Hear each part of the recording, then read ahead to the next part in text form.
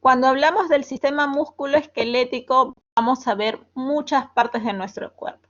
Vamos a hablar del sistema muscular, vamos a hablar del sistema articular y del sistema óseo. Una vez que han hecho una evaluación, una ectoscopía del paciente, ustedes van a iniciar su examen con la anamnesis. ¿Y qué es lo que van a preguntar? Primero, ¿cuáles son los síntomas? El síntoma que predomina en el sistema osteomuscular es el dolor. ¿Recuerdan cuando hicimos en la anterior clase sobre dolor y hablamos de la memotecnia? Ya. Es algo similar, pero acá vamos a aumentar algunas cosas adicionales a lo que tiene el dolor normal. Por ejemplo, ¿con qué pregunta van a iniciar ustedes? Primero con la localización. ¿Dónde presenta el dolor? Si este dolor es localizado o generalizado. Por ejemplo, en las artritis el dolor es más localizado. En las artritis sépticas va a ser una articulación, puede ser la rodilla, el codo. Generalizado si ese dolor es sistémico, ¿no? Puede ser, por ejemplo, en las artritis reumatoideas, por ejemplo. Preguntar la hora del dolor. Si es matutino, por ejemplo, el matutino, la rigidez matutina en las articulaciones, ¿quién lo va a presentar? ¿O qué enfermedades? La artritis reumatoidea. Y en la noche es mucho más frecuente la enfermedad de la gota. Otra de las preguntas que ustedes van a iniciar es ¿con qué se incrementa el dolor? Si es con la posición o si es con el movimiento. Si la posición al reposo lo calma o la actividad lo calma. O es al revés, si la actividad lo incrementa o el reposo lo incrementa. ¿Desde cuándo empieza el dolor? Al preguntarle esto, ustedes van a saber si es algo agudo, si es algo reciente, por ejemplo, los traumatismos, o si es algo subagudo. Subagudo es cuando va a empezar poco a poco, todavía no llega a ser crónico. ¿Y esto quién me lo va a dar? El tiempo. Algunas clases de artritis, por ejemplo, pueden ser en el tiempo subagudo.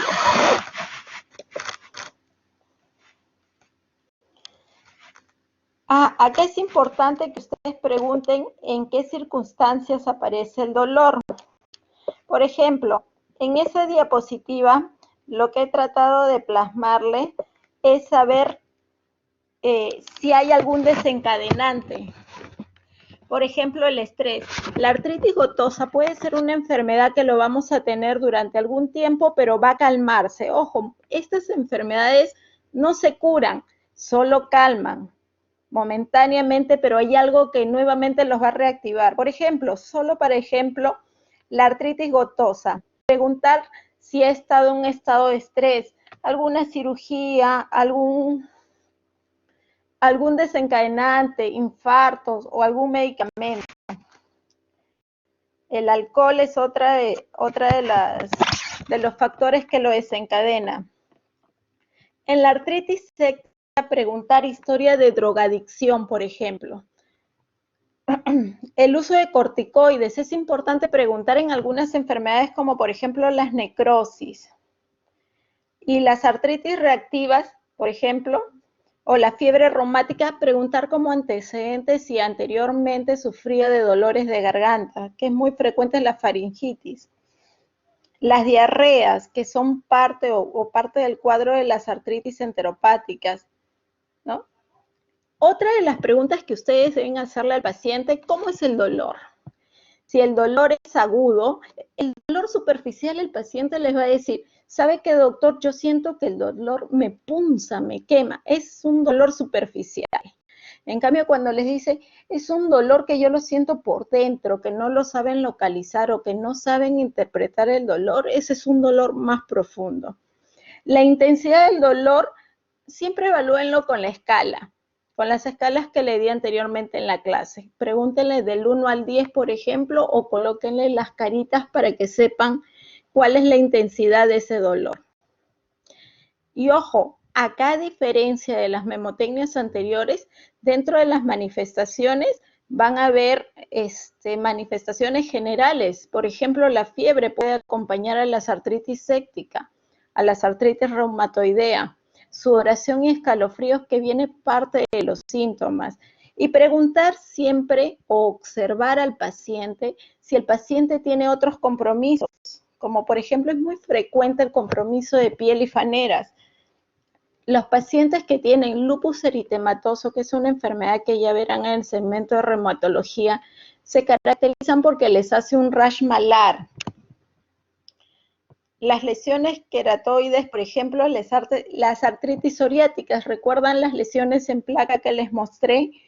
Esas son lesiones queratóxicas que vienen acompañados con estas enfermedades reumatológicas. Los nódulos, en los nódulos ustedes van a observar la artritis reumatoidea y la enfermedad de Raynaud, en donde va a ser una enfermedad del tejido conectivo, por ejemplo, en donde van a ver en sus dedos, van a ver unos cambios de coloración cianóticas, por ejemplo, en la exposición al frío.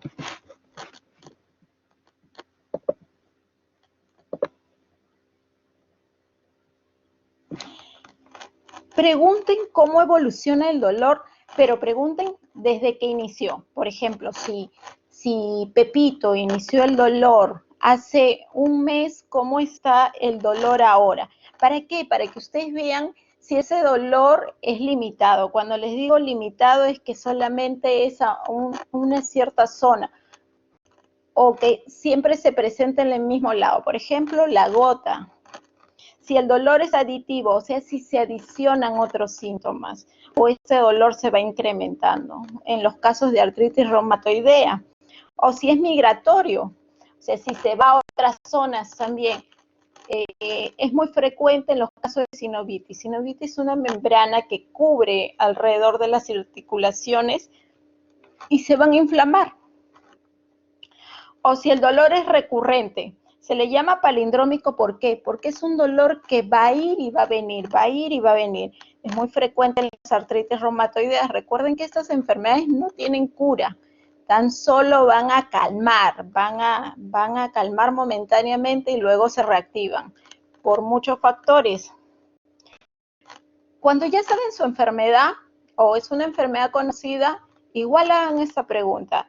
Señor, señora, ¿ha utilizado un tratamiento anteriormente o ya sabe el diagnóstico de la enfermedad? Muchos de ellos, que ya son crónicos, les van a decir qué enfermedad tienen y qué han tomado. Por lo general, estos pacientes toman AINES antiinflamatorios o toman corticoides. Observar si tienen otros signos inflamatorios, como por ejemplo el dolor, o observar si la zona está eritematosa, está roja o está abultada, si es un tumor o hay un aumento de volumen, o les dirá que hay una rigidez matutina. A diferencia del dolor de las clases anteriores, acá sí van a haber grados funcionales. Cuando yo les digo grados funcionales es la capacidad que tiene el paciente de realizar la actividad. Por ejemplo, el grado 1 es cuando hace su actividad normal. El dolor no influye en la actividad que hace. En el grado 2, su trabajo es normal. Hay un poco de dolor, pero no hay limitación. O sea, no hay incapacidad para poder hacer el trabajo.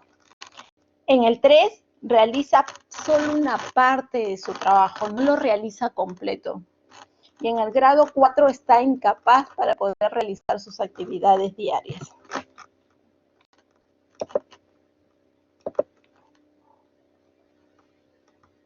En antecedentes personales, es importante que ustedes puedan preguntar,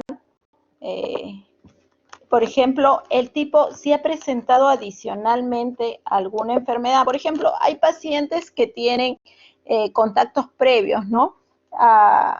Al cuadro que ya presenta, como en los casos de la artritis ya han sido presentadas, o algunos cólicos nefríticos. Estos cólicos nefríticos son cólicos renales, ¿no? O los pacientes que tienen diabetes, por ejemplo, son predisponentes algunos a hacer artritis séptica, porque son muy frecuentes aquellos debido a la enfermedad que tienen puedan coger una infección. Y en ellos la diferencia, un paciente que no tiene diabetes es mucho más fácil. Por ejemplo, en ellos es frecuente la artritis séptica. medicamentos, solo para nombrar algunos, por ejemplo, los corticoides. En los corticoides que pueden desencadenar la artritis séptica. Los corticoides son medicamentos que no solamente bajan la inflamación, sino también que inmunodeprimen. Y recuerden que ustedes van a observar algunos pacientes, los malos pacientes que toman corticoides que hacen el síndrome de Cushing, por ejemplo. Y la profesión también es importante, solo para mencionar algunos. Por ejemplo, el codo del tenista es aquel que se produce la lesión que va a producir es la epicondilitis. Mucho sucede en los tenistas profesionales, por ejemplo, o los golfistas, que van a producir una epitroclitis. En los trabajadores que realizan alguna actividad van a producir la tendinitis de Kerbein, que es muy frecuente, que ya los vamos a ver con algunas imágenes. Acá, cuando revisan o cuando examinan al paciente van a ver articulaciones periféricas. Cuando ustedes examinan al paciente, tienen el paciente de frente a ustedes, van a ver tres cosas. La inspección, que van a ver signos de flogosis, volumen. Palpación, ustedes van a evaluar la sensibilidad, van a palpar el tumor o el volumen en la articulación. Y el movimiento, van a ver activos y pasivos. El pasivo es el que el paciente lo va a presentar al reposo. El activo, cuando ustedes van a ordenarle que lo realicen, y sobre la resistencia, que es la presión que ustedes van a ejercer contra la zona que el paciente tiene que vencer.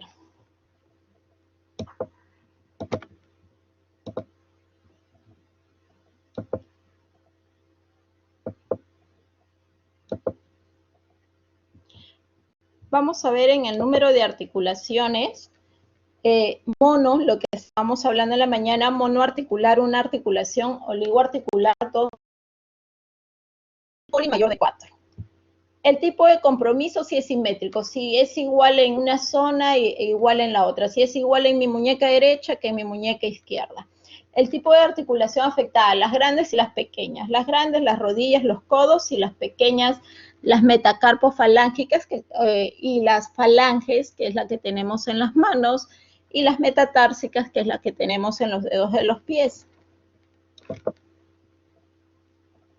En la distribución del compromiso vamos a ver, por ejemplo, es axial. Recuerden, axial, en su cabecita piensa en vertical. Columna y articulación sacroiliaca. Las periféricas y extremidades superiores son las distales. Son como una pequeña memotecnia, brazos, piernas, y axial solo columna. Síntomas extraarticulares asociados, como ya habíamos conversado, rigidez matutina, más en las artritis reumatoideas, fiebre, que son síntomas sistémicos, pérdida de cabello, úlceras orales, que vamos a ver en algunas enfermedades. Para iniciar, vamos a hacerlo por algunos segmentos para que luego vean el video. En el examen del hombro vamos a acordarnos un poquito de la anatomía, que vamos a observar cómo está conformado el hombro, la articulación glenohumeral, el húmero, la escápula, que va a formar algunos músculos. ¿Qué es lo que tienen que ver en los exámenes de todas las articulaciones? En la inspección, lo primero que tienen que ver, simetría. Si el hombro derecho es igual que el hombro izquierdo, ¿cómo van a hacer los exámenes? El paciente lo tienen que desvestir. Eso ya lo vamos a ver visualmente dentro de un momento. Los desvisten. Al desvestirlo, tienen que parar al paciente o sentado, si el paciente no pudiera estar parado, y observar siempre, desnudarlo y observar la simetría. Si el hombro derecho es igual al hombro izquierdo, si tienen la misma altura, eso es lo que me dice si está simétrico o no, o pueden estar asimétrico. Y luego en los movimientos que va a tener el hombro va a ser flexión, extensión, rotación interna y rotación externa, que los vamos a ver en el video cómo se realiza en el momento de decirles que se haga el examen. Por ejemplo, acá vemos la abducción. La abducción es abrir. Hablamos de flexión y hablamos de extensión. Las rotaciones, por ejemplo, extender el brazo, extender el brazo y llevarlo hacia afuera o llevarlo hacia adentro, que es lo que vamos a ver en las rotaciones externas. Si es hacia afuera, va a ser una rotación externa, y si es hacia adentro, vamos a ver rotaciones internas. Son movimientos que tiene que realizar el hombro, y siempre vamos a observar esa movilidad siempre y cuando no esté dañado. Por ejemplo, al paciente le podemos decir, para poder ver cómo está la movilidad activa, recuerden que dentro de las características que preguntamos, vamos a ver la parte activa, la parte pasiva y la contrarresistencia. Le pedimos al paciente simplemente, a ver, señor, rásquese la espalda. Entonces, esa es la prueba de rascado de Apple. ¿Qué me demuestra la motilidad activa? Cuando el paciente no puede, es porque su motilidad activa está alterada, que puede ser por una inflamación a nivel de la bursa, que es una membrana que cubre los músculos, el manguito rotador, que le llamamos, por ejemplo, bursitis, o porque tiene una deformación, o porque ha tenido un traumatismo y hay algún tipo de limitación. La movilidad pasiva lo hacemos con la maniobra de pateo, por ejemplo, que se evalúa el infraesplenoso, que le decimos al paciente que se ponga al lado y nosotros ocasionamos cierta resistencia. Lo llevamos, vamos llevando la mano hacia arriba y realizamos cierta resistencia. El paciente va a permitir dejar llevar su mano tranquilamente.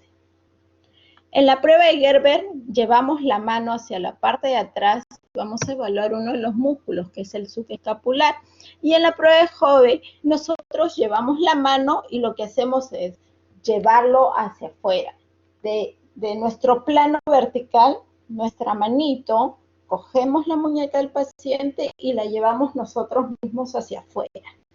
Ese es el de Hove para saber si hay una abducción. Son movimientos, como les decía, que son propios del hombro.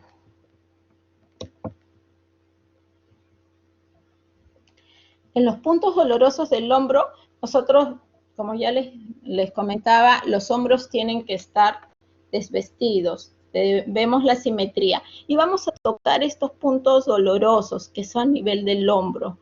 En esa zona vamos a tocar las diferentes inserciones de los ligamentos, de los músculos y la membrana que lo recubre.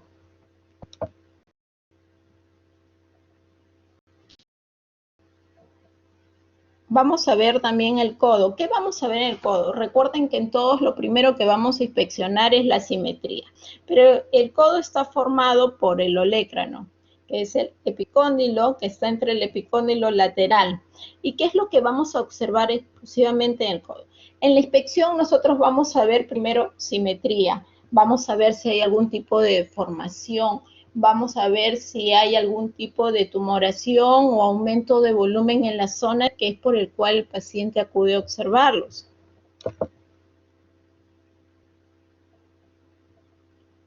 Una vez que observamos en la inspección deformación, simetría, vamos nosotros a palpar. Tiene puntos dolorosos el codo. Dentro de ellos tenemos, por ejemplo, la epicondilitis, o llamado el codo del tenista. Si nosotros nos imaginamos el tenista, ¿verdad? Lleva el brazo siempre hacia afuera y hacia adentro. Lo que más moviliza al paciente o el jugador es el codo. Entonces, en ese vaivén de realizar el juego, ¿qué es lo que sucede? Altera o daña o se daña el epicóndilo. Por eso le llamamos epicondilitis o codo del tenista. En cambio, el codo del golfista, si vemos, nos imaginamos, el paciente al coger el palo de golf siempre lo lleva hacia adentro, y lo que está dañado es el epicóndilo medial. La bursitis, como les decía, es la membrana que recubre. Esta va a estar aumento de volumen, y solamente al palparlo, el paciente les va a referir mucho dolor. Al realizar los movimientos, este paciente va a estar sentado, como lo vemos en la figura, y vamos a realizar movimientos pasivos y activos. El codo va a realizar flexión, va a realizar extensión y puede realizar hiperextensión. Cuando hablamos de prono y supino, acuérdense, supino es la mano, a ver, mejor lo vamos a ver en video para que para que puedan ver pronación y supinación. Aquí tenemos, por ejemplo, el codo del tenista, donde está dañado el epicóndilo. El codo de golfista es el epicóndilo medial y el codo del tenista es el epicóndilo lateral. Vemos aquí la bursitis, que es el aumento de la membrana. Vamos a ver en algunos casos, por ejemplo, en los casos de traumatismo, vemos muchas bursitis o también vemos deformación. Cuando hablamos de la muñeca, es muy importante ver la patología. La patología más frecuente que nos ocurre a nosotros en la muñeca y por el cual el paciente nos va a consultar es el síndrome del túnel carpiano. El paciente les va a acudir con ustedes y les va a decir, ¿sabe qué, doctor, doctora? Lo que yo siento es como que un hormigueo o parestesias, que nosotros lo llamamos un dolor, que lo vamos a encontrar entre el dedo pulgar, el índice y el medio. ¿Por qué entre ellos? Porque es donde inerva el nervio mediano. Acá, el examen de la muñeca, vamos a ver nosotros el signo de Tinel. El signo de Tinel, que está desencadenado por el hormigueo que se a nivel del nervio mediano, son dos maniobras que realizamos, el test de Tinel o el test de Fallen, en donde ambos nos va a decir que puede estar alterado el nervio mediano. A veces ocurre en algunos pacientes que, por ejemplo, realizan algún tipo de profesiones que tienen, que son llevando algún tipo de material o bulto que es muy, muy pesado.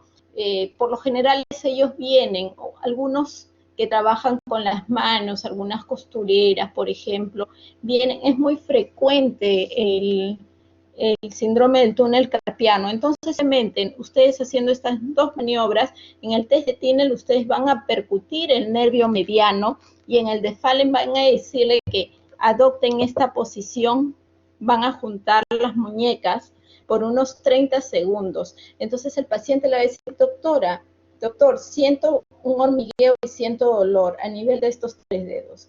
El dedo, el pulgar, el índice y el medio.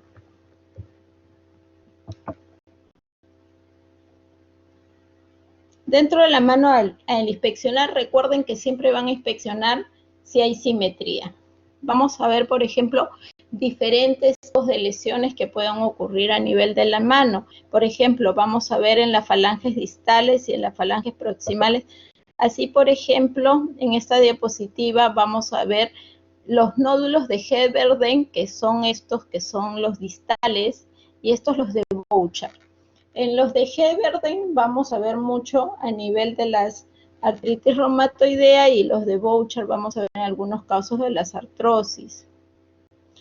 La contractura de Dupuytren, que es una retracción de la fascia, y acá les muestro una figura cuáles son sus fases, que van a sentir como un pequeño tico en los dos últimos dedos, que luego, su nombre lo dice, va a ir jalando los dos últimos dedos poco a poco, y eso lo vamos a observar en algunos pacientes diabéticos o algunos cirróticos, ocurre mucho, es una alteración en la fascia. Cuando el paciente acude a su consultorio o los va a ver, sucede que ya viene con los dos dedos en flexión, que es muy difícil tratar de regresarlos a la extensión. Ustedes les piden que el paciente extienda y el paciente les va a decir que pueden. Y cuando ustedes van a observar el paciente, es como si hubiera un nudo, una tira que los jalara. Esa le llamamos la contractura de Dupuytren. Frecuente, sí es frecuente en los pacientes, sobre todo he visto mucho en los pacientes diabéticos.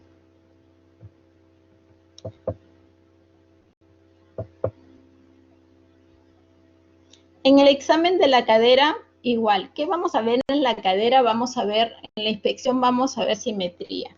Vamos a ver si ambos lados son simétricos, tanto la cadera del lado derecho y la cadera izquierda. Vamos a ver en los niños las luxaciones de cadera, que es muy frecuente. Para eso el paciente lo vamos a echar y vamos a tratar de ver simetría. En la inspección la vamos a hacer de diferentes maneras. Vamos a ver el paciente parado y luego el paciente echado para tratar de ver, por lo general siempre difiere un poquito en la simetría de un miembro con el otro, pero no es muy evidente. ¿Cuándo lo vemos más evidente? Cuando le decimos que realice la marcha. Así, por ejemplo, vamos a ver mucho en las luxaciones de cadera. Como les decía, en las luxaciones de cadera, nosotros vamos a observar con la prueba de Trendelenburg, que nos ayuda a nosotros, ya en los adultos sobre todo, porque en los pequeños vamos a hacer el examen echados. En la prueba del Trendelenburg van a ver algunos pacientes que cojean, ¿no? Que muchos se dan cuenta porque lo han dejado pasar por trabajo, por cualquier cosa. Usted va a pedir al paciente que inicie la marcha y se van a dar cuenta. Al iniciar la marcha vamos a ver que ambas caderas tienen que ir en mismo orden, pero en la prueba, en las patologías de la luxación congénita de la cadera, no solamente el daño es a nivel de la articulación, el daño también es a nivel del músculo del glúteo medio. ¿Qué va a suceder? Que esto poco a poco se va a ir atrofiando. Entonces, cuando ustedes vean que camina, va a llevar más hacia un lado que al otro. Entonces van a ver que ya el músculo está débil. Esa es la prueba de Trendelenburg. Se da positivo en el glúteo superior o en una herniación del disco lumbar. La cadera también está formada por la cabeza del fémur y se caracteriza porque tiene 3 bursas. En la cadera, a la vez van a permitir ver la columna. La columna tiene que tener un eje simétrico, en donde ustedes van a ver que la columna puede sufrir diferentes daños o diferentes concavidades. Por ejemplo, nosotros vamos a llamar escoliosis. La columna debe ser lo más recta posible. Cuando hay una deformación en ella, vamos a llamarlas nosotros escoliosis. La palpación que vamos a realizar tanto en niños como en adultos va a ser a nivel de la cabeza femoral. Vamos a palpar si hay aumento de volumen o si crepita. En algunas articulaciones ustedes van a sentir un clipeo en el momento de hacerlo. ¿Qué cosa es el clipeo? Cuando ustedes hacen el movimiento y suena un clic, como si se sacaran un conejo. Lo vemos mucho en la rodilla. En las rodillas, las lesiones que van a presentar y que es muy evidente en ellos, es por ejemplo los signos, el signo del cajón, donde ustedes van a coger la rodilla con ambas manos y van a llevarla a una flexión. ¿Y qué es lo que vamos a observar con los pulgares? Los 4 deditos hacia atrás de la rodilla y los pulgares a nivel de ambos a nivel de la rodilla. ¿Qué es lo que van a ver? Si hay desplazamiento. Vamos a observar los ligamentos cruzados. Cuando hay dolor o vamos a ver que hay un desplazamiento normal de un lado hacia el otro, ¿quiénes están dañados? Los ligamentos cruzados. En el signo del bostezo, vamos nosotros a extender ligeramente el miembro inferior y lo que vamos a realizar con una mano vamos a coger el muslo y vamos a ofrecer un poco de resistencia y con la otra vamos a tratar de jalar. ¿Qué es lo que, si el paciente presenta dolor, esto nos indica que hay una lesión en los ligamentos colaterales? Y por último, la maniobra de McMurray, que es la que se caracteriza porque trabaja tanto cadera como rodilla. Se flexiona, se efectúa un poco jalando el pie y vamos a efectuar una rotación externa hacia afuera. ¿Qué es lo que nos va a indicar si hay alguna alteración de ambos ligamentos?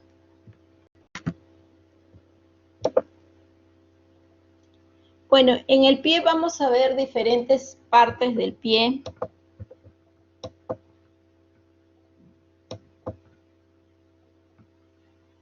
Ese es el examen del cajón, del bostezo y la maniobra de McMurray. En el pie, ¿qué es lo que vamos a observar?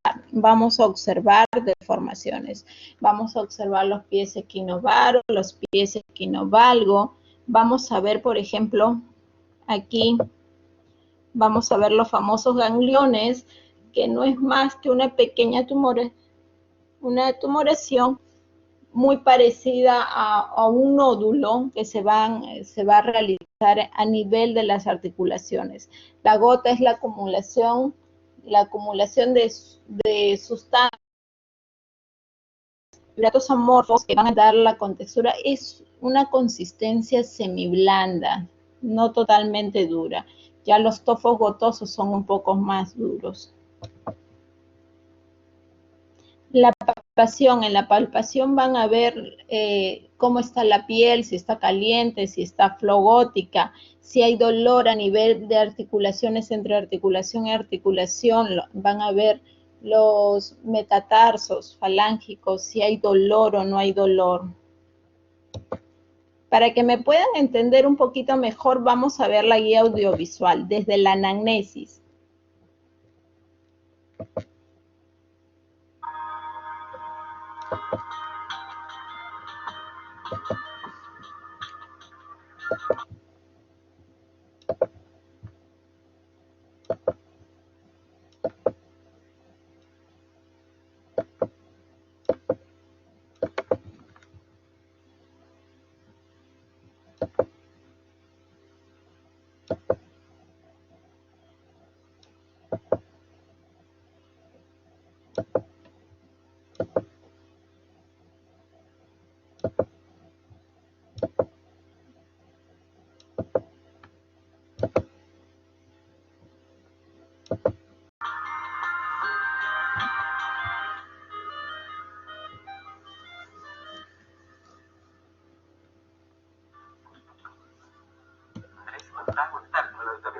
Adelante, por favor.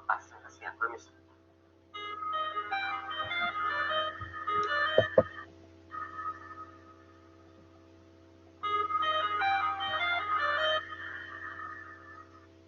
Andrés, ¿cómo estás? Buenas tardes. Gracias. Cuéntame, ¿qué te trae por estos lados?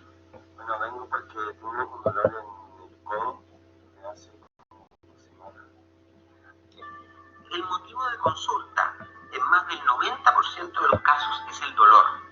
Un interrogatorio exhaustivo sobre este síntoma nos permitirá tener una aproximación inicial para responder dos preguntas fundamentales. ¿Cuál es la estructura anatómica afectada? Músculo, tendón, ligamento, hueso, articulación, bursa, o si es una estructura fuera del sistema músculo-esquelético. Ese dolor es muy fuerte. ¿De qué intensidad es ese dolor? Si tú tuvieras que ponerlo en nota de 1 a 10, ¿qué nota le pondrías a ese dolor? Como 6, igual una molestia, más que un dolor muy fuerte. ¿Se irradia hacia alguna parte? ¿Se te va hacia algún lado? No, es como lateral. ¿Cuál es la etiología? ¿Se trata de un problema aislado que afecta solo una estructura marginalizada, mecánica o por sobreuso?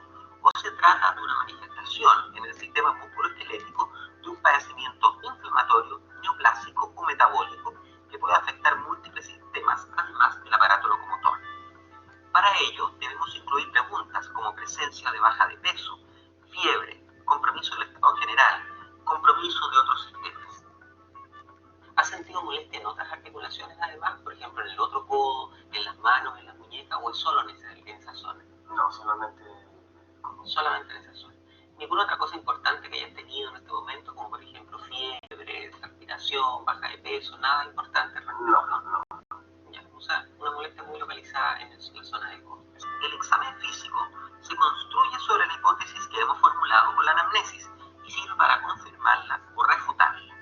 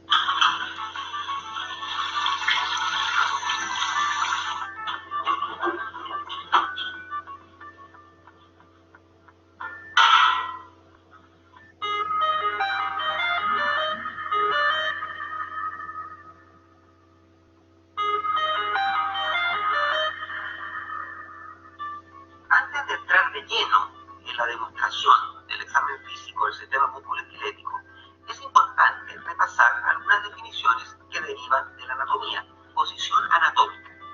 Esta posición, con el paciente de pie, de frente, con las extremidades extendidas y las palmas de manos y pies mirándose ventral, corresponde por definición a la posición anatómica. Si trazamos una línea imaginaria que divide el cuerpo en una mitad derecha y en una mitad izquierda, tendremos el plano que se conoce como plano sagital medio. Si imaginamos una línea que corta en forma coronal a nuestro paciente, tendremos un plano anterior o ventral y un plano posterior o dorsal. La columna tiene normalmente en el plano sagital dos curvas lordóticas, cervical y lumbar, y dos curvas sinfóticas, dorsal y sacra. Cuando curvas son muy acentuadas, son patológicas. En el plano coronal, la columna se proyecta como una línea vertical desde el occipucio a la zona sacrococígea. Desviaciones de esta línea son patológicas y se conocen como escoliosis. En las extremidades es importante evaluar el alineamiento de las articulaciones periféricas.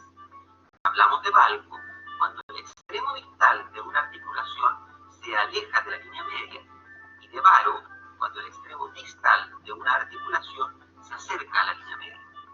Desviaciones en valgo y varo son normales cuando son menores y anormales cuando son exageradas. Otro elemento importante a considerar en el examen musculoesquelético es la nomenclatura de los movimientos articulares y los rangos de la movilidad articular. Los movimientos articulares se definen inicialmente partiendo desde la posición anatómica o posición neutra articular. La posición en la que se encuentra la articulación en la posición anatómica corresponde, en la mayoría de los casos, a los 0 grados. Vamos a tomar como ejemplo la articulación del codo. En este ejemplo, el codo extendido corresponde a la posición neutra articular y coincide con el grado 0. La flexión completa del codo va desde los 0 grados a los 160 grados. En la práctica clínica del médico general no se precisa habitualmente de la medición exacta de los grados de movimiento. Si un movimiento está reducido, es suficiente una descripción grosera del grado de disminución del rango de movimiento, precisando solamente si es leve, moderado o severo. Por ejemplo, si tenemos una movilidad normal de este tipo, y en un caso particular de un paciente se encuentra disminuido de esta forma, tendremos una disminución de la flexión leve. Si por el contrario, la flexión no la logra realizar hasta este punto, tendremos una disminución moderada. Y si no logra prácticamente realizar muy escasamente un movimiento de flexión, tendremos una limitación importante del movimiento de flexión de la articulación del codo. En cuanto a los movimientos articulares, estos son flexión y extensión, abducción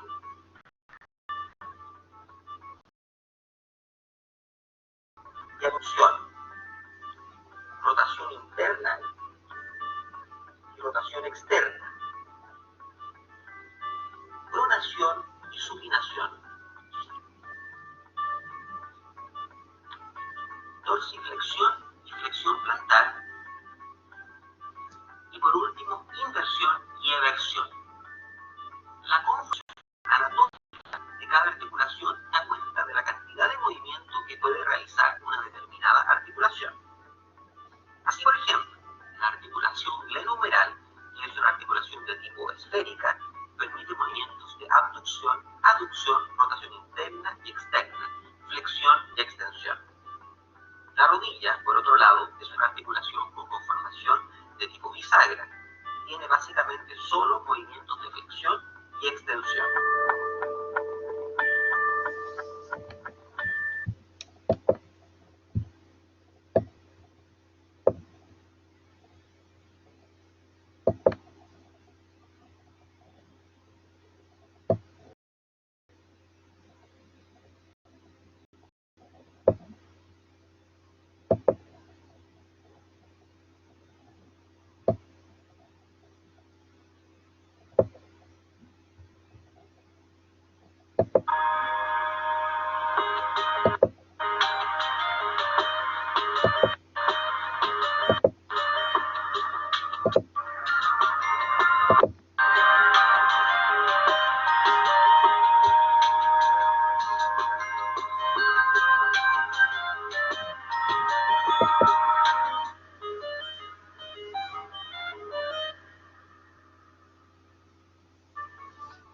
movilidad se puede evaluar en forma activa o pasiva. Hablamos de movilidad activa cuando nos referimos al movimiento realizado desde sus inicios por el paciente, sin participación del examinador. Esta modalidad permite evaluar la integridad de todas las estructuras involucradas en el movimiento, incluyendo el sistema nervioso central y periférico, los huesos, músculos, tendones y la articulación. La movilidad pasiva se refiere a aquella en que el examinador se encarga de realizar el movimiento y solo permite la evaluación aislada de la integridad articular. La normalidad de un movimiento está dada por un rango completo, ausencia de dolor y simetría con el lado contralateral.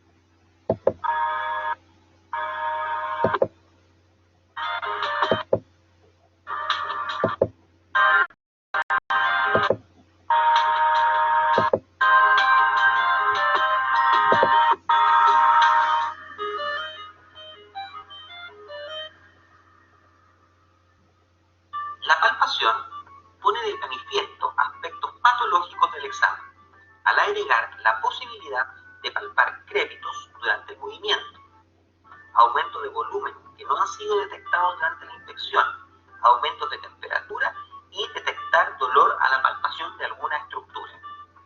Las estructuras que se busca palpar son en general las referencias óseas anatómicas, la interlínea articular y algunas estructuras periarticulares.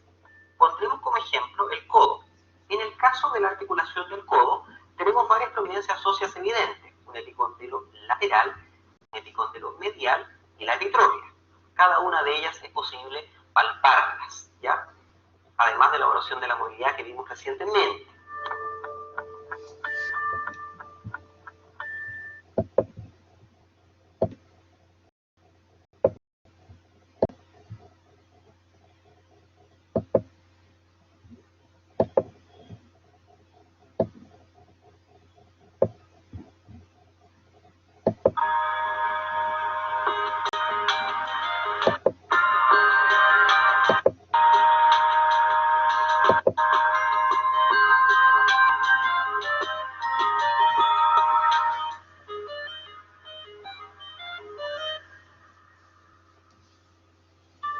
Maniobras específicas. Esta herramienta semiológica consiste en realizar ciertos movimientos pasivos o activos, a menudo contra resistencia, para evaluar estabilidad articular o reproducir dolor. La revisión extensa de las maniobras específicas excede los objetivos de este video. Solo se mencionarán algunas maniobras básicas.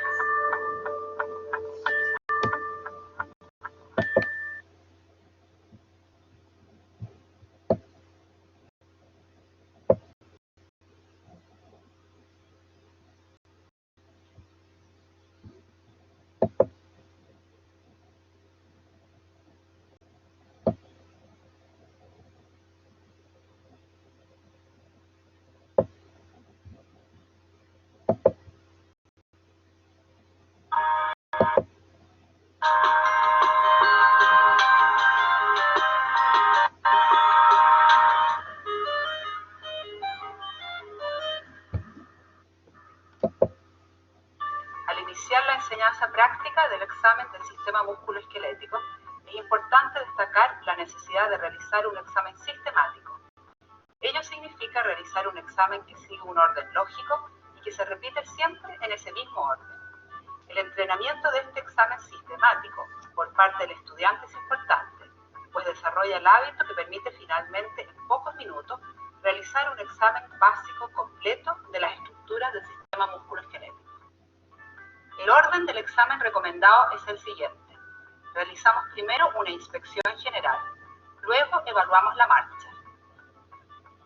Continuamos con el examen de la columna desde cervical hasta lumbar. Seguimos con las extremidades superiores desde proximal a distal. Los hombros primero, luego los codos, finalmente las muñecas y manos. Completamos el examen con la evaluación de las extremidades inferiores, también desde proximal hacia distal, es decir, las caderas, las rodillas y finalmente los tobillos y pies. Si es necesario individualizar un lado, evaluar primero el lado derecho y luego el lado izquierdo. En cada segmento comenzamos con la inspección, seguida del examen de la movilidad y los rangos articulares. Completamos el examen con la palpación y la realización de ciertas maniobras para evaluar estabilidad o forzar las estructuras en búsqueda de síntomas.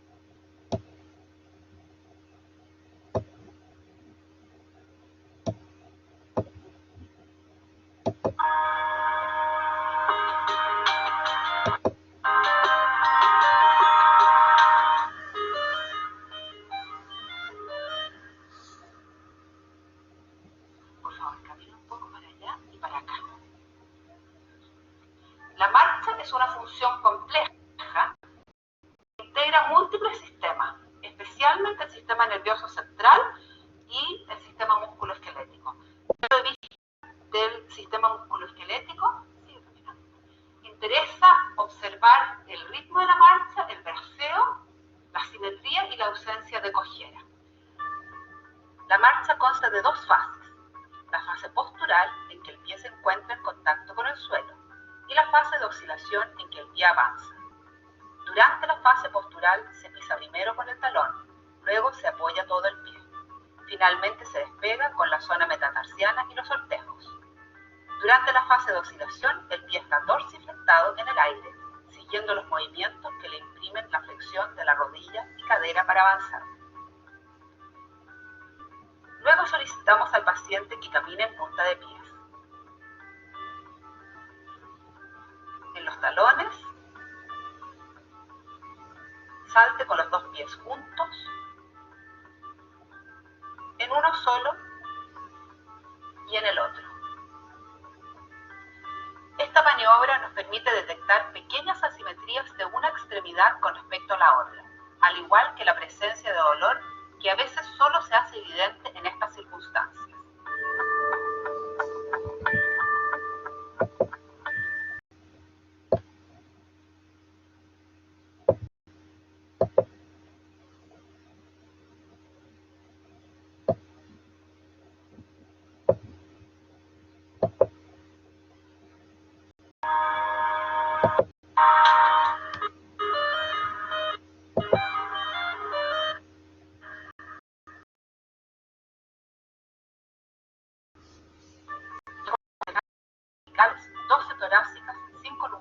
El hueso sacro y el coxis.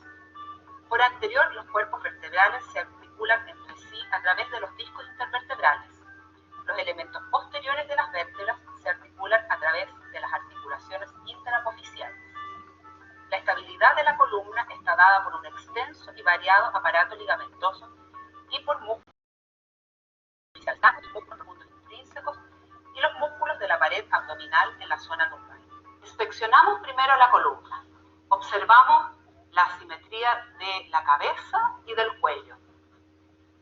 Luego examinamos la movilidad. Para ello pedimos al paciente que con su mentón toque el pecho para ver la flexión, que mire hacia el cielo para ver la extensión, que toque con su mentón el hombro derecho, el izquierdo, para ver las rotaciones derecha e izquierda, que incline su oreja hacia el hombro derecho y hacia el hombro izquierdo para ver las lateralizaciones. Completamos el examen palpando los procesos espinosos. Destaca C7 por su prominencia. Palpamos además la musculatura paravertebral. Completado el examen de la columna cervical, continuamos con la columna dorsal y lumbar. Ya evaluamos la alineación general durante la inspección, viendo las curvaturas dorsal cifótica, lumbar y saca nuevamente de sinfonía. Evaluamos la lateralización pidiéndole al paciente que se incline hacia la derecha y hacia la izquierda. Este movimiento depende básicamente de la columna dorsal. Luego evaluamos las rotaciones pidiendo al paciente que se mantenga firme desde la pelvis hasta los pies y que gire hacia la derecha, hacia la izquierda. Este movimiento depende básicamente de la unión toracolumbar. Finalmente solicitamos al paciente que se incline hacia adelante y luego hacia atrás para evaluar la flexión y extensión. Estos movimientos dependen fundamentalmente de la una unión simple que permite objetivar la movilidad de la flexión de la columna lumbar es el test de Schoeber. Consiste en marcar las crestas ilíacas. El centro de esta línea horizontal corresponde a L4. Desde ese centro tomamos un punto de referencia 5 centímetros por abajo y otro 10 centímetros por arriba. Posteriormente pedimos al paciente que por favor se flecte. Podemos observar cómo la distancia ha aumentado de 15 a más de 20 centímetros, que es lo normal. Si no contamos con una wincha, también podemos hacerlo con los dedos, aunque es menos exacto. Por favor, inclínate. Podemos ver cómo los dedos se separan más. Gracias.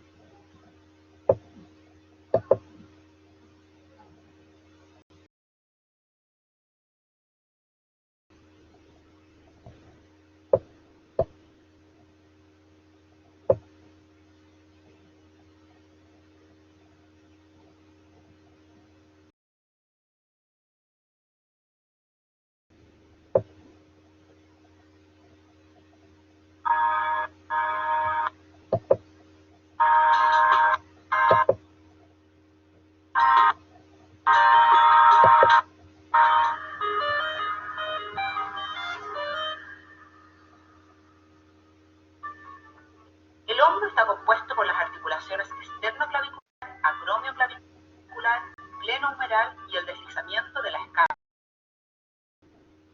que en su conjunto forman la cintura escapular. La totalidad de estas estructuras es la que permite la unión de la extremidad. Como hemos hecho anteriormente, iniciamos el examen con la inspección o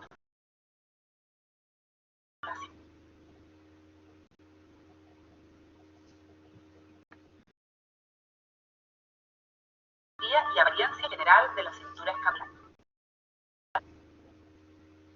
Las articulaciones las helices, los músculos pectorales y la forma redondeada dada por los músculos deltoideos. La movilidad del hombro está dada básicamente por la articulación glenohumeral. Por ello, solo evaluamos de esta articulación. Es importante destacar un grupo constituido por músculos supraespinoso, infraespinoso, subescapular y redondo menor. Estos 4 músculos forman una unidad funcional conocida como manguito rotador, responsable de gran parte del movimiento de abducción y de los movimientos de rotación, además de dar cierta estabilidad a la articulación. Examinamos los rangos de los principales movimientos de los hombros, comparando como siempre el lado derecho e izquierdo. Para evaluar la abducción, solicitamos al enfermo que desprenda los brazos en sentido coronal hasta llegar a la vertical. Este movimiento depende parcialmente del músculo supraespinoso y por consiguiente se produce dolor cuando está afectado el tendón de este músculo. Durante la abducción, también puede reproducirse dolor originado por la compresión de la bursa subacromial, que está ubicada entre el acromio y la cabeza humeral, que está cubierta en esta zona por el tendón del músculo supraespinoso. Para evaluar la rotación externa, manteniendo los brazos en línea con el tórax, ponga sus manos detrás de la nuca y luego movilice los codos hacia posterior. Para evaluar la rotación interna, solicitamos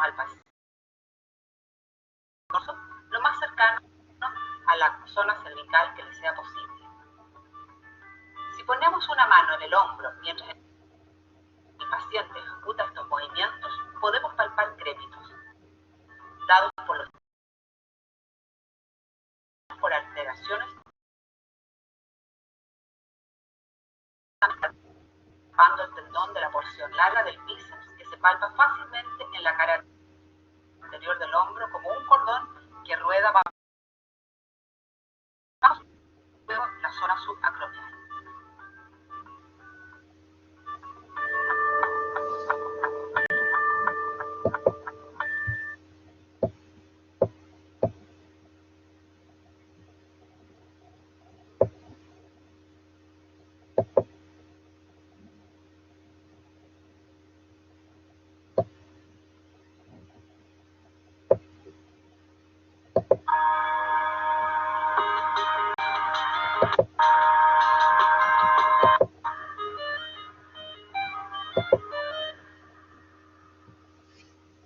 El codo tiene tres articulaciones: la articulación húmero-ulnar, la articulación radiohumeral y la articulación radioulnar próxima.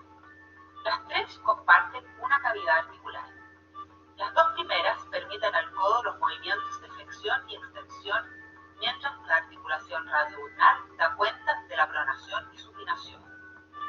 De las estructuras óseas destacan los epicóndilos medial y lateral del húmero y el olecranon de la ulna. La bursa olecraniana se localiza entre el olecranon y la piel y no se pesquisa en condiciones normales. El nervio ulnar corre por dorsal entre el epicóndilo medial y el olecranon. Por anterior, el nervio mediano se ubica inmediatamente medial a la arteria braquial. Por favor, muéstranos los dos codos. Hacemos nuestro examen como lo hemos hecho habitualmente, comparando un lado con el otro, esperando que haya simetría, que haya una alineación normal, que el varo y el valgo se mantengan dentro de lo normales, que no hayan hechos patológicos como aumentos de volumen, deformidades, signos inflamatorios. Posteriormente, evaluamos los movimientos. Por favor, selecta los codos, extiende los codos. Para evaluar la pronosupinación, mantenemos el codo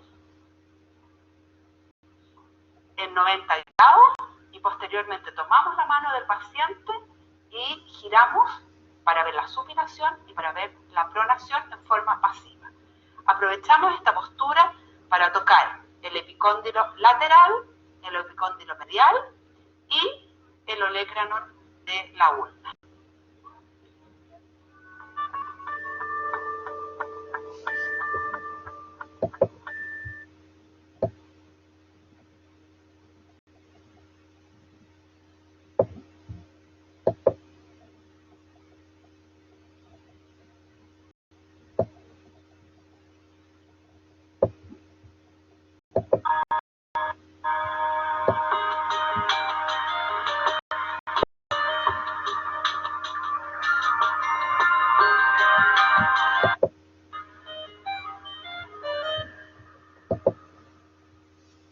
Las articulaciones de la muñeca incluyen la articulación radiocarpal, la articulación radioulnar distal y las articulaciones intercarpales. Las articulaciones de la mano incluyen las metacarpofalángicas, las interfalángicas proximales y las interfalángicas distales. Estructuras de partes blandas como tendones y vainas de tendones son especialmente importantes y 9 flexores pasan a través de la muñeca para insertarse en la mano y dedos. En la mayor parte de su recorrido, estos tendones están rodeados por vainas sinoviales. Estas vainas solo se detectan en el examen en estados patológicos, como por ejemplo cuando hay inflamación. También es importante mencionar el túnel carpiano, un compartimento anatómico por palmar de la muñeca y mano proximal, por el cual discurren el nervio mediano, los 9 tendones flexores de los dedos del pulgar y tejido sinovial. Observamos ambas manos por dorsal y palmar, fijándonos en la alineación, simetría, trofismos de la eminencia tenar e hipotenar, la musculatura intrínseca y ausencia de deformidades u otras anomalías evidentes. Evaluamos la extensión y flexión de las muñecas, solicitando al paciente flectar ambas manos hacia dorsal y palmar. Para evaluar evaluar la extensión de los dedos, solicitamos al paciente extender todos los dedos juntos, lo cual implica extender las articulaciones metacarpofalángicas, interfalángicas proximales e interfalángicas distales simultáneamente. Para evaluar la flexión de los dedos, pedimos al paciente empuñar ambas manos. Al igual como ocurre en la extensión, con esta maniobra evaluamos simultáneamente la flexión de las metacarpofalángicas, interfalángicas proximales e interfalángicas distales, además del movimiento de oposición de los pulgares. Con las manos empuñadas, pedimos al paciente que realice los movimientos de pronosupinación para evaluar la articulación radio-ulnar distal. Seguimos nuestro examen con la palpación. Se puede palpar fácilmente el surco radiocarpal en el dorso de la muñeca. Para ello, tomamos con las dos manos la mano del paciente y palpamos con ambos pulgares el dorso de la muñeca. Las interlíneas de las metacarpofalángicas, interfalángicas proximales e interfalángicas distales se palpan con mayor facilidad con las articulaciones semiflectadas. Para palpar las metacarpofalángicas, fijamos estas articulaciones en semiflexión, manteniendo los dedos en esa posición con nuestros dedos. Esto nos permite tener libres los pulgares para palpar la interlínea articular por dorsal. Distal al nudillo y a cada lado del tendón extensor se puede sentir mejor la interlínea articular. Para palpar interfalángicas proximales, tomamos con el índice y pulgar de nuestra mano no dominante las caras laterales de la articulación. Ponemos nuestro índice dominante por palpar y nuestro pulgar dominante por dorsal. Al aplicar una suave presión desde las caras laterales, se puede percibir en nuestros dedos dominantes un aumento de volumen desplazable en casos patológicos. Como siempre, un examen normal no debe producir dolor a la palpación. Palpamos con la misma técnica las interfalángicas distales. Completamos nuestro examen con el examen del pulgar. Palpamos la interfalángica, luego la metacarpofalángica del pulgar y finalmente examinamos el movimiento de la articulación trapecio-metacarpiana fijando con nuestra mano y pulgar en la zona proximal. El pulgar lo ponemos para ello sobre la tabaquera anatómica. Con nuestra mano dominante tomamos el pulgar y lo rotamos. Cualquier crujido o reproducción de dolor es patológica. Finalmente palpamos la articulación trapecio-metacarpiana. Para objetivar si existe compresión del nervio mediano a nivel del túnel carpiano, podemos realizar dos maniobras específicas. En la maniobra de Tinel se percute el ligamento transverso del carpo con un martillo de reflejos. Si existe compresión del nervio mediano, se produce una sensación de molestia o parestesia sobre los dedos primero, segundo y tercero, que son los inervados por el nervio mediano. La segunda maniobra es la maniobra de Fallot. Esta maniobra consiste en mantener la muñeca flectada en 90 grados durante al menos un minuto. En esta postura se comprime el nervio mediano cuando hay algún proceso patológico y se reproducen los síntomas de dolor y parestesias en el territorio ya mencionado.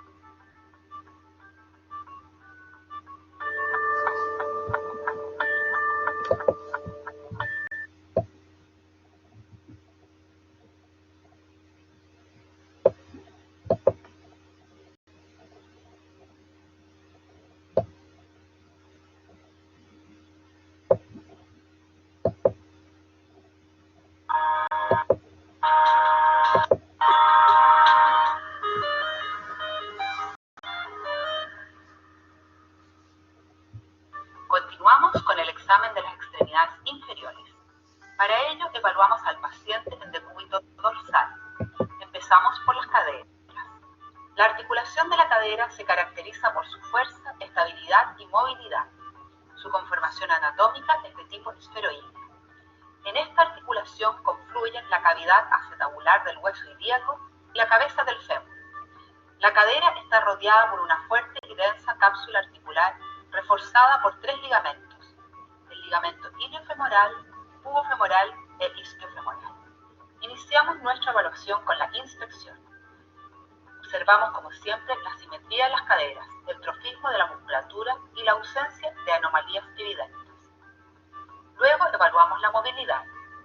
Empezamos el examen rotando pasivamente la cadera derecha y luego la izquierda con las caderas extendidas. Esta maniobra, que es muy sencilla, detecta fácilmente asimetrías y dolor. Evaluamos luego cada cadera por separado. Examinamos la flexión solicitando al paciente que lleve la rodilla al pecho. La flexión normal permite que la cara anterior del muslo casi tome contacto con el. Posteriormente, las rotaciones externas del talón del paciente con nuestra mano. Movemos pasivamente el talón hacia lateral para examinar la rotación interna y hacia medial para examinar la rotación externa. Repetimos luego el examen con la cadera izquierda.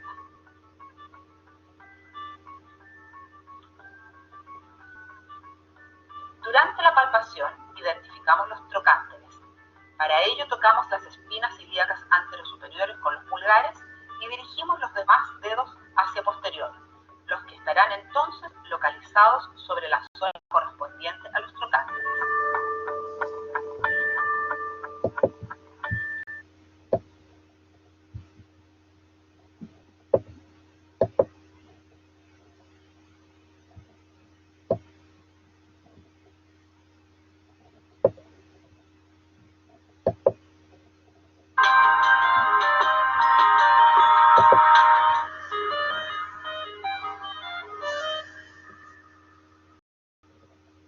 La rodilla involucra tres huesos: el fémur, la tibia y la patela.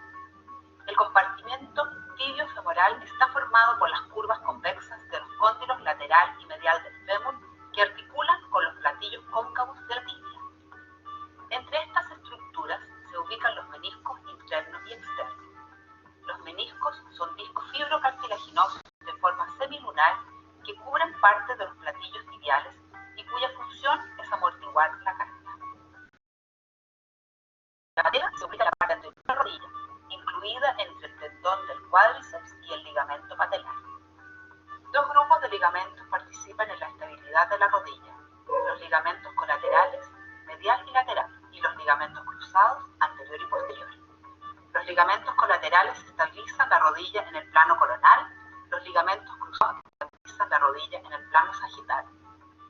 Esta anatomía permite a la rodilla cargar el peso corporal, manteniendo la estabilidad durante la marcha y la bipedestación. En el examen evaluamos estos aspectos por separado. Comenzamos la evaluación de las rodillas inspeccionando la simetría general, el trofismo de los cuádriceps y la ausencia de anomalías evidentes. Luego evaluamos la movilidad.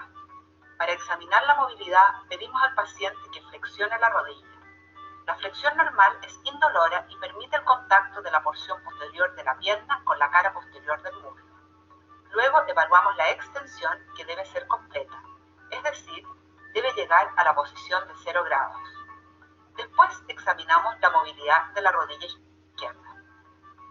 Una flexión normal lleva la cara posterior de la pierna a tocarse con la cara posterior del muslo, y una extensión normal lleva la pierna a una extensión de 0 grados.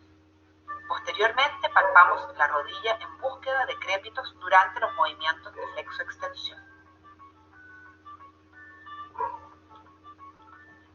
Continuamos la evaluación de la rodilla con la evaluación del compartimento fémoro-patelar. Para ello realizamos la maniobra del cepillo. Tomamos entre nuestro índice y nuestro pulgar la parte superior de la rótula y la comprimimos con firmeza hacia el fémur y luego la deslizamos hacia distal. En esa maniobra no debe haber dolor ni crépitos cuando el examen es normal.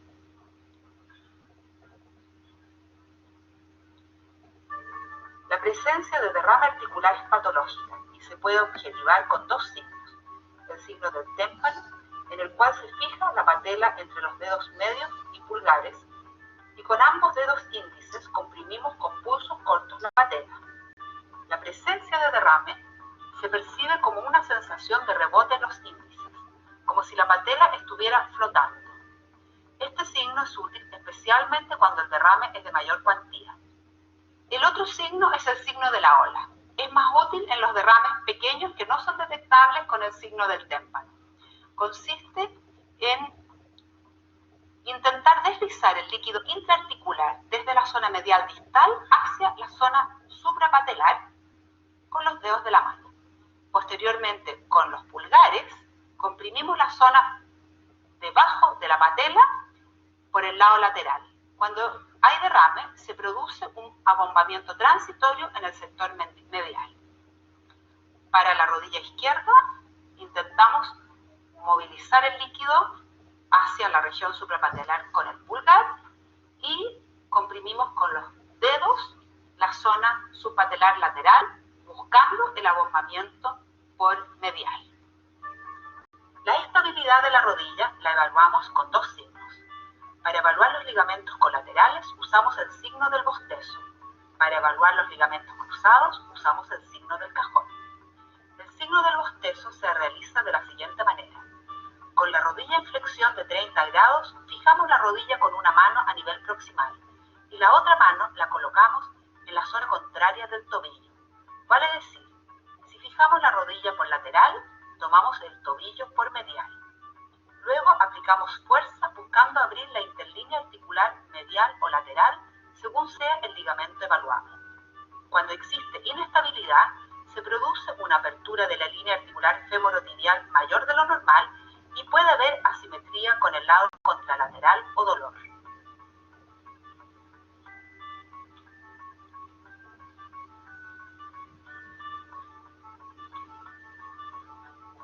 El signo del cajón se realiza de la siguiente manera. La pierna debe estar angulada en 90 grados y el pie apoyado sobre la camilla. Tomamos la pierna por debajo de la rodilla con las dos manos y ejercemos tracción hacia adelante para evaluar el ligamento cruzado anterior y hacia atrás para evaluar el ligamento cruzado posterior.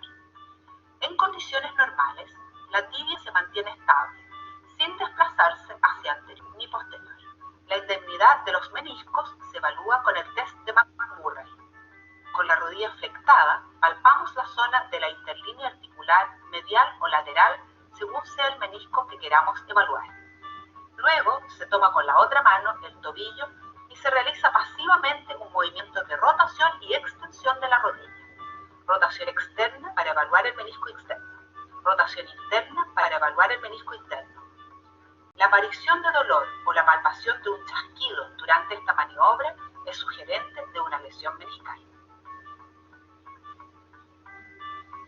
Otra maniobra para detectar anormalidades en los meniscos es el test de Apley. El paciente debe estar en decúbito prono con la rodilla en flexión de 90 grados. Tomamos el pie de la persona, aplicamos presión vertical y rotamos la pierna interna y externamente. La presencia de bloqueo, clic o dolor durante esta maniobra es sugerente de lesión meniscal o de cuerpos extraños intraarticulares. Posteriormente palpamos las interlíneas medial y lateral de ambas rodillas.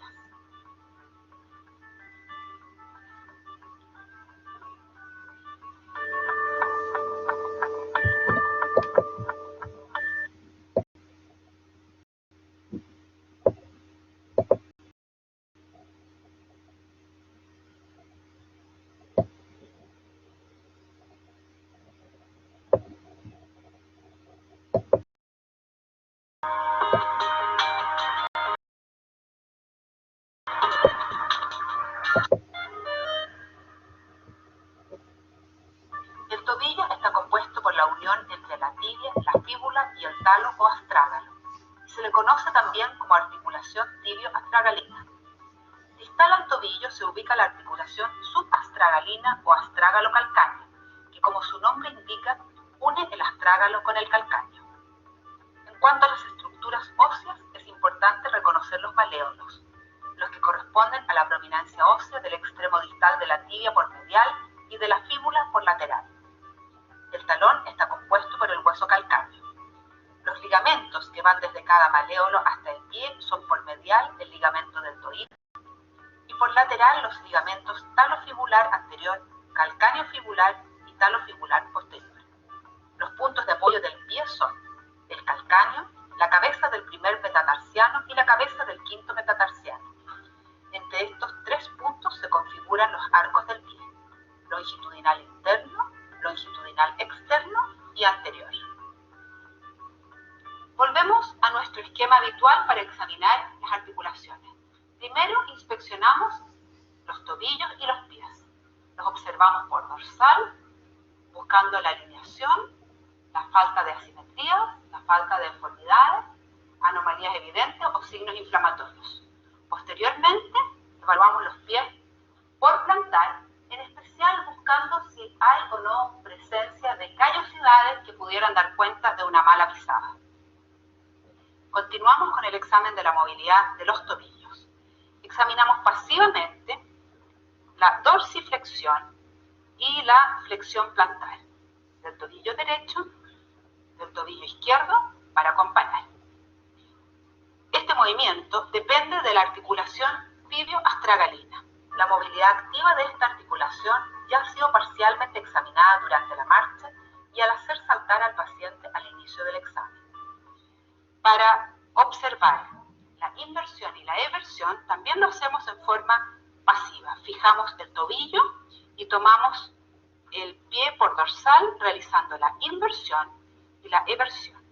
Estos movimientos dependen de la articulación astrágalo-calcánea.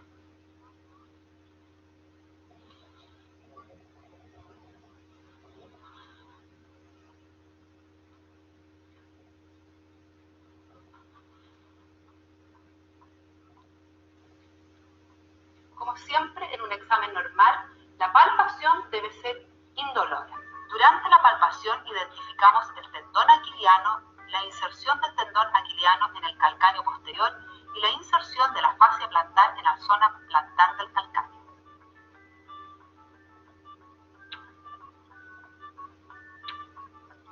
Por último, examinamos las articulaciones metatarsofalángicas e interfalángicas, pidiéndole al paciente que flexione y extienda los dedos.